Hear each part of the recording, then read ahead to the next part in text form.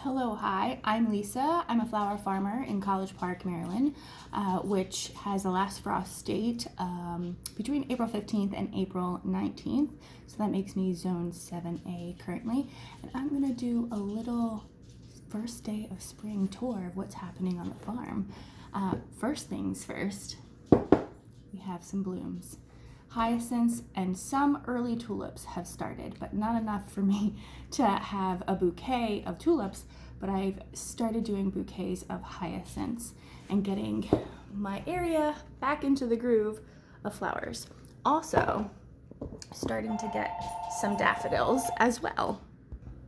The specialty daffs have not started up yet, but I'm really excited for those and potentially having them in our CSAs. And anemones have started to pop, and these I planted in the fall, and I'm using them primarily for dried flowers. So we run a CSA for a variety of customers, and we have different options. And then we also have a farm stand that we run as well. Our farm stand was out for the first time this weekend with hyacinths. So pretty cool. So some things that are going on the farm. A lot of plant starts. Let me show you. So you'll see here we have rudbeckia, we got lavender, eucalyptus. I think I only have maybe two that are surviving. Some early sunflowers that'll be planting out. We got one loofah coming up right now. This is a gourd for crafting that I'm excited to do. It's called a birdhouse gourd. Asters, which are new to the farm this year. These are also asters. Billy balls, back there, the tall spiky things, which is craspedia, also new to the farm this year. I am also growing vegetables. So we have lunchbox peppers and then jalapenos, because I love cowboy candy, so I grow a lot of jalapenos. Let's see, this is, I think, the Sahara rudbeckia. And then we have some Lisianthus all the way in the back here. I don't know if you can see. Oh, there you go. Back there.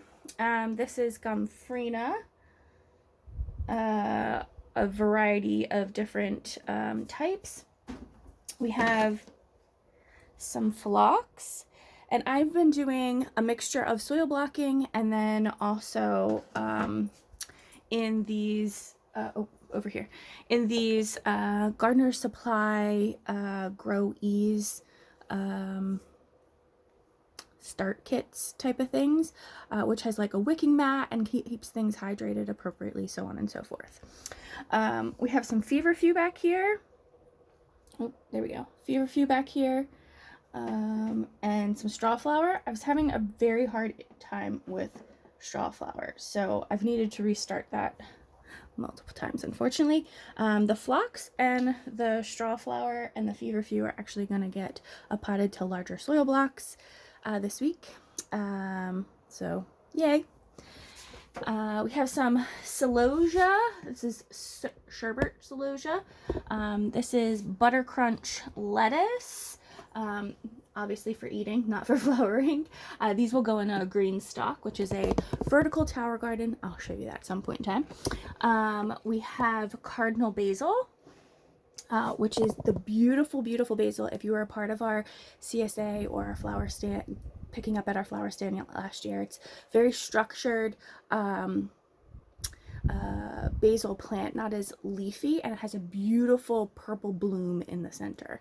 I love it. Also Persian cress, which is very airy and wispy and wonderful. Just stepped on something. Oops. And green dragon cress too. I love cress. It's so pretty and it dries very, very well. And then a bunch of tomatoes. More peppers down here. Some Amimagus, and this is my other round of straw flowers. We have marigolds, giant orange and giant white, and then all the way in the back is some Opio amaranth, which is the purple. So I like that because it's like a fountain of fun. Lisa, I think it looks like a fountain of fun when it comes out. Do have an issue though with pigweed beetles attacking it, so we'll see how this year goes, and if I keep growing it, I don't know. It's up in the air right now. And then this is kind of a mixture of stuff just for like us, but also farm stuff. So Frosted Explosion, which is a ornamental grass, thyme, Genovese basil, which is primarily for eating. These are going to get potted up too. And then cinnamon basil, which is going to be for flowers as well. And then in the back there's some orange gomphrena, or mandarin gomphrena, which I've had a really hard time germinating. Also new to the farm is our Magic Chef, our flower cooler, and we're primarily using that for tulips and hyacinths because they come ready to go very quickly, and you can put them in a cooler and have them last a lot longer before you put them into bouquets and get them into people's homes. So it just keeps them obviously cooler and tighter together, so I can make things last a little bit longer, which is quite nice because tulips, when they decide they want to pop, they're gonna pop. And last year I didn't have a larger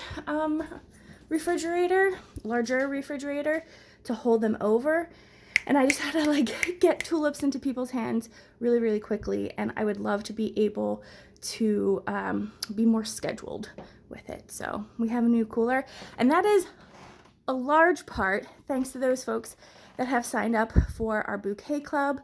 You really make a lot of this happen because you pay in advance for me to be able to do all of this stuff, and I'm able to get these things.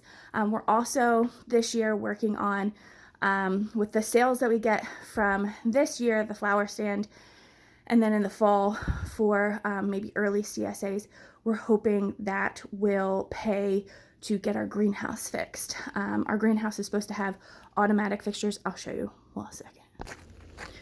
All right, outside. It's chilly. So our greenhouse is supposed to open up and vent itself.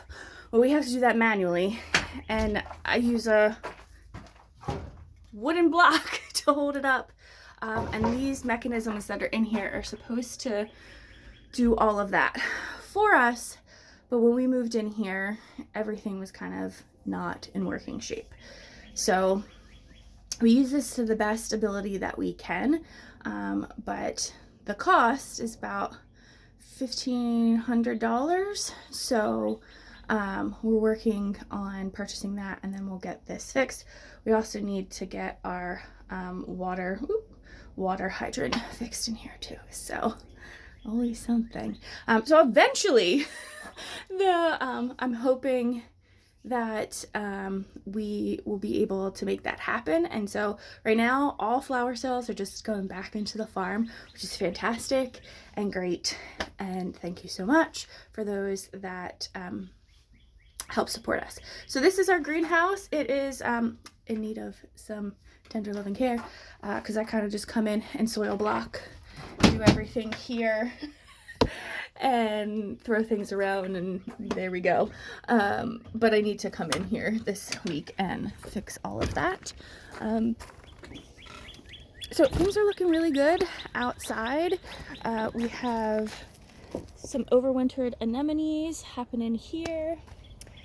This is an experiment of tulips in a crate. They seem to be doing okay.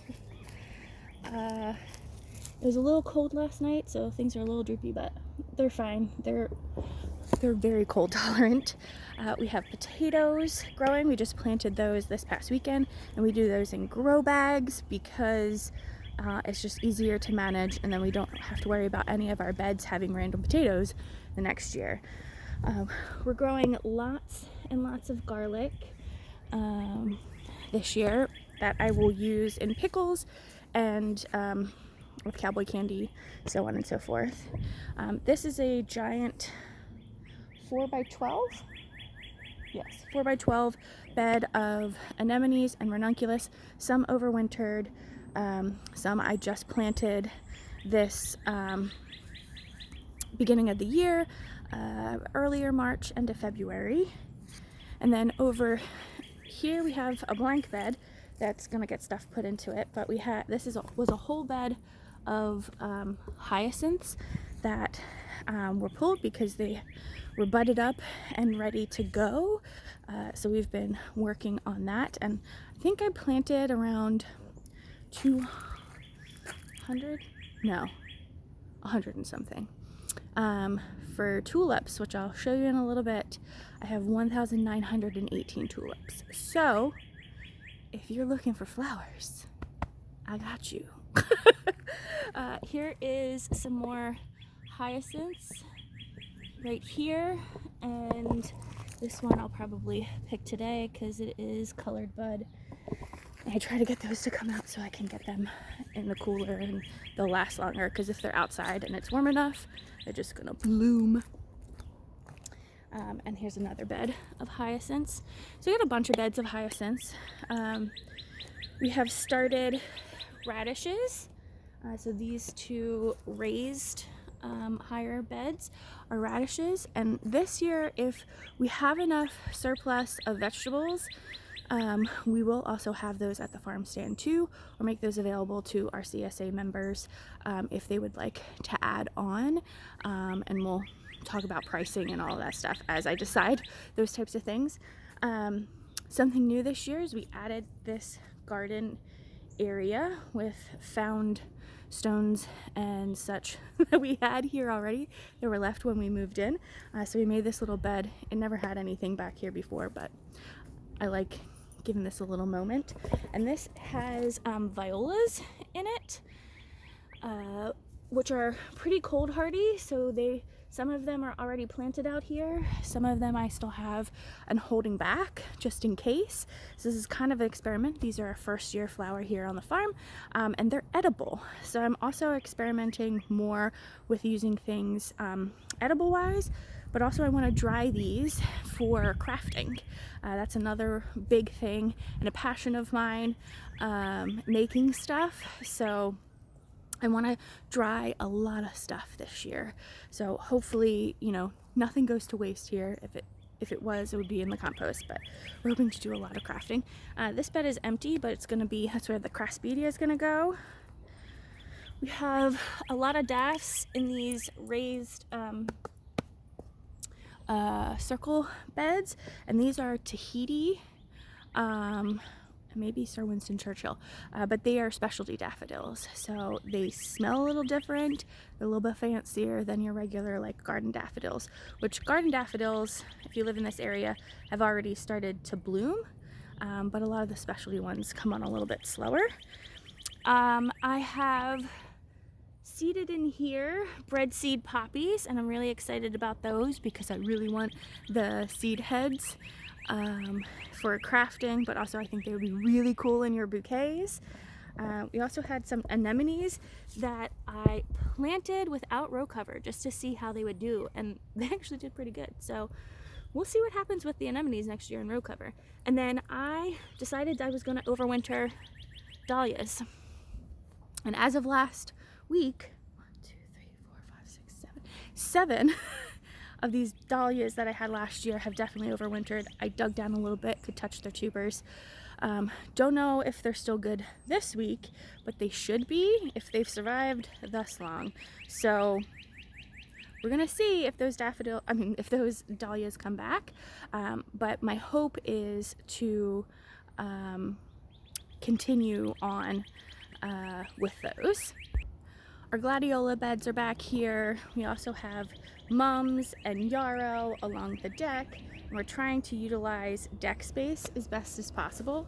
So this will be herb garden stuff. We also have along the fence line, which will be mostly likely the Rudbeckia and some branching sunflowers. And then we put in this new bed over here, which has some strawberries and a trellis because I want to do loofah, and I want the loofah to go along the deck. And then also on the deck we have our green stalk, which has beets in it. So this is part 1, and and that's mostly just what's going on in the back space. I'm going to take you to the front space for part 2. Stay tuned.